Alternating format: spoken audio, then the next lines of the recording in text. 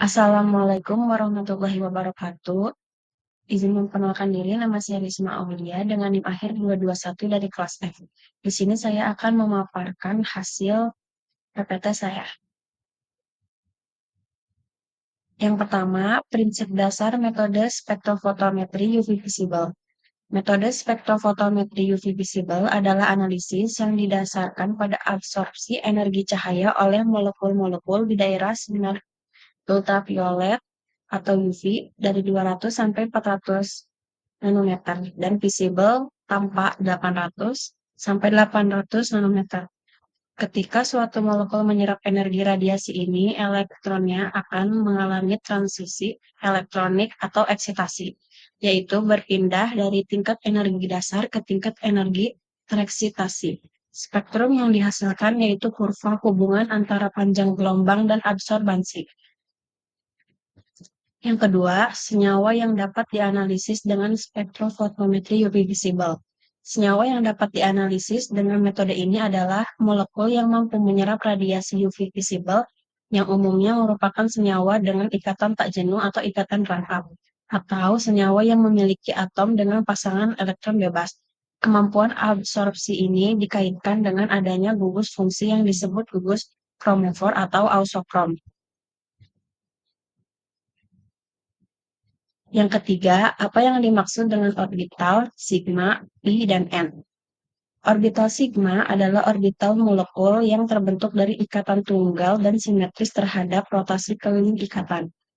Contoh pada ikatan C atau CH. Orbital pi adalah orbital molekul yang terbentuk pada ikatan tak jenuh atau ikatan rangkap. Contoh C rangkap 2. Transisi terjadi pada energi yang lebih rendah, sementara itu orbital non-ikatan adalah orbital atom yang ditempati oleh pasangan elektron bebas dan tidak terlibat dalam pembentukan ikatan kimia. Contoh pada atom O, N, S atau halogen. Yang keempat, faktor-faktor yang mempengaruhi pergeseran panjang gelombang di daerah UV visible. Pergeseran panjang gelombang maksimum atau lambda max pada spektrum UV visible dipengaruhi oleh beberapa faktor yang menghasilkan 4 efek pergeseran batokromik atau pergeseran ke lambda yang lebih panjang, hipsokromik, pergeseran ke lambda yang lebih pendek, hiperkromik, peningkatan intensitas absorpsi, dan hipokromik, penurunan intensitas absorpsi. Faktor utama adalah yang pertama, sistem terkonjugasi, di mana semakin panjang konjugasi energi transisi, semakin kecil, menyebabkan pergeseran batokromik. Yang kedua, pengaruh ausokrom, yaitu terikatnya gugus dengan elektron bebas pada kromofor yang juga menyebabkan pergeseran batokromik dan hiperkromik.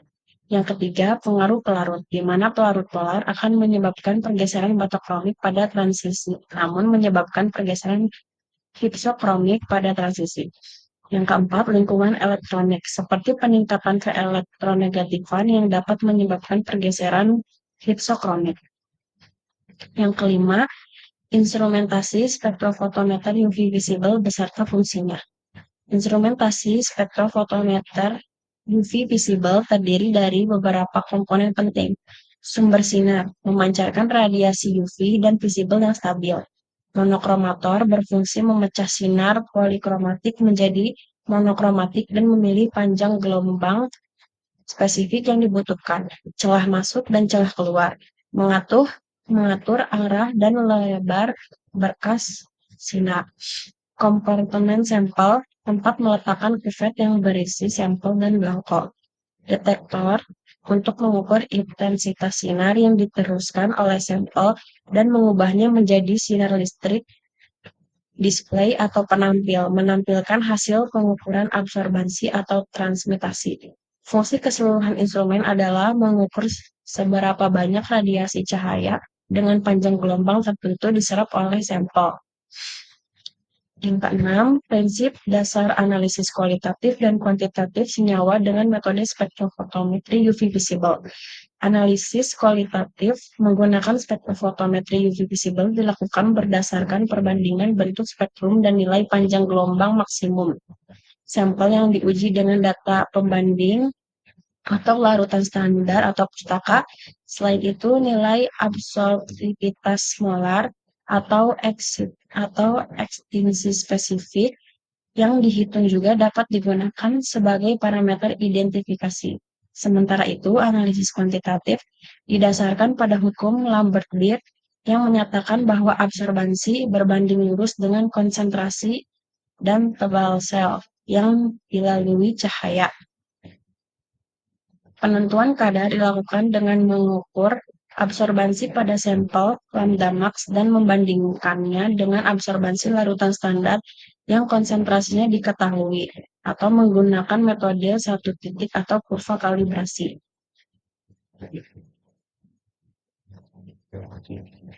7. Kelebihan dan kekurangan metode spektrofotometri UV visible. Metode spektrofotometri UV visible memiliki beberapa kelebihan, di antaranya adalah metode ini sangat sensitif dan akurat dan dalam penentuan kadar, serta mudah untuk dioperasikan. Namun, metode ini juga memiliki kekurangan. Kekurangan utamanya adalah hanya dapat menganalisis senyawa yang memiliki kromofor atau ausokrom, atau gugus fungsi yang mampu menyerap di daerah UV visible. Selain itu, metode ini secara tradisional lebih cocok untuk analisis sampel tunggal atau sampel campuran yang kompleks, dibutuhkan proses pemisahan pendahuluan atau penggunaan teknik dekonvolasi yang lebih canggih. Sekian dari saya, kurang lebihnya mohon maaf. Assalamualaikum warahmatullahi wabarakatuh.